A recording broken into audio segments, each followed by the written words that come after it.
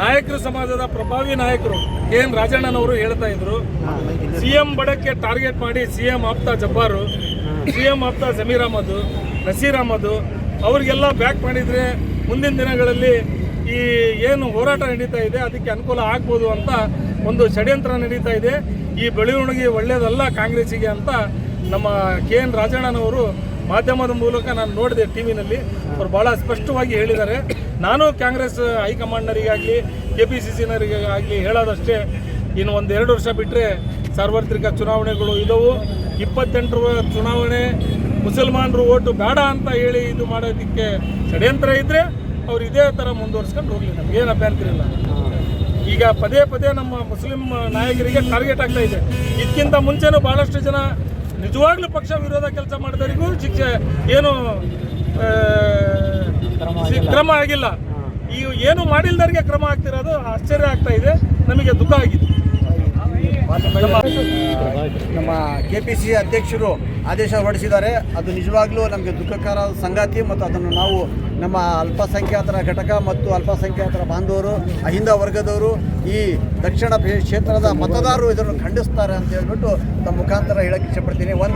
ಇನ್ನೊಂದು ಇವರು ಪಕ್ಷ ವಿರೋಧಿ ಚಟುವಟಿಕೆಗೆ ಇವತ್ತು ಈ ಒಂದು ಕ್ರಮ ಕೈಗೊಂಡಿದೆ ಅಂತ ಏನು ಹೇಳ್ತಾ ಇದ್ದಾರಲ್ಲ, ಈ ಹಿಂದೆ ನಡೆದಂಥ ಪಾರ್ಲಿಮೆಂಟ್ ಎಲೆಕ್ಷನ್ನಲ್ಲಿ ಲೋಕಸಭಾ ಚುನಾವಣೆಯಲ್ಲಿ ದಿವಂಗತ ಶಾಮನೂರು ಶಿವಶಂಕರಪ್ಪನವರು ಶಿವಮೊಗ್ಗ ಕ್ಷೇತ್ರದಲ್ಲಿ ಓಪನ್ ಆಗಿ ಪಬ್ಲಿಕ್ ಒಂದು ಸಮಾರಂಭದಲ್ಲಿ ಸಾರ್ವಜನಿಕ ಸಭೆಯಲ್ಲಿ ರಾಘವೇಂದ್ರ ಯಾರು ನಮ್ಮ BY ರಾಘವೇಂದ್ರವರಿಗೆ ಮತ ಹಾಕಿ BJP ಅಭ್ಯರ್ಥಿಗೆ ಮತ ಹಾಕಿ ಅಂತ ಹೇಳಿದ್ರು.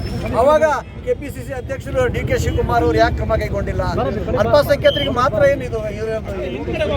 ಇನ್ನೊಂದು ಇಕ್ಬಾಲ್ ಅಹಮದ್ ಸರಡಗಿ ಅವರಿಗೆ ವಿಧಾನ ಪರಿಷತ್ ಸದಸ್ಯತ್ವದಿಂದ ವಂಚಿತ ಮಾಡಿದವರಿಗೆ ಯಾಕೆ ಕ್ರಮ ಕೈಗೊಂಡಿಲ್ಲ? ಇಕ್ಬಾಲ್ ಅನ್ಸಾರಿ ಗಂಗಾವತಿ ಒಳಗೆ ಇಕ್ಬಾಲ್ ಅನ್ಸಾರಿ ಅವರು ಸೋತಕ್ಕೆ ಯಾಕೆ ಷಡ್ಯಂತ್ರ ಮಾಡಿದ್ರು? ಆ ಷಡ್ಯಂತ್ರಗಳಿಗೆ ಯಾಕೆ ಕ್ರಮ ಕೈಗೊಂಡಿಲ್ಲ? ಆವಾಗ ನೀವು ಅಲ್ಪಸಂಖ್ಯಾತರ ಮಾತ್ರ ನಿಮಗೆ ಕಾಣ್ತಾರೆ, ಆವಾಗ ತಾವು ಯಾಕೆ ಶಿಸ್ತು ಕ್ರಮ ಕೈಗೊಂಡಿಲ್ಲ?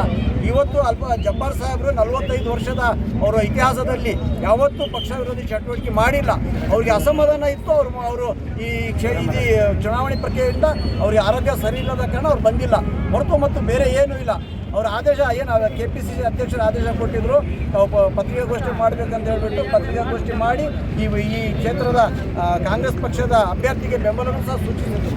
ಆದರೂ ಸಹ ಈ ಒಂದು ಕ್ರಮ ಏನಿದೆಯಲ್ಲ, ಇದು ನಿಜವಾಗ್ಲೂ ಈ ಒಂದು ಕ್ರಮದಿಂದ ಇಡೀ ಅಲ್ಪಸಂಖ್ಯಾತರ ರಾಜ್ಯದಲ್ಲಿರುವಂಥ ಅಸಮಾಧಾನ ಇದ್ದಾರೆ.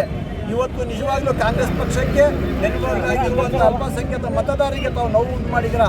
ನೀವು ಕೂಡಲೇ ಸರಿಪಡಿಸ್ತಿದ್ರೆ ಮುಂದಿನ ಚುನಾವಣೆಯಲ್ಲಿ ಇದರ ಪರಿಣಾಮ ಎದುರಿಸಬೇಕಾಗ್ತದೆ. ಇದಕ್ಕೆ ನಾವು ಈ ಒಂದು ಏನು ಕ್ರಮ ಕೈಗೊಂಡಿದ್ದಾರೆ ಇದನ್ನು ನಾವು ಖಂಡಿಸ್ತೀವಿ. ಮತ್ತು ಜಬ್ಬಾರ್ ಸಾಹೇಬ್ರ ಜೊತೆಯಲ್ಲಿ ನಾವು ಇದ್ದೀವಿ.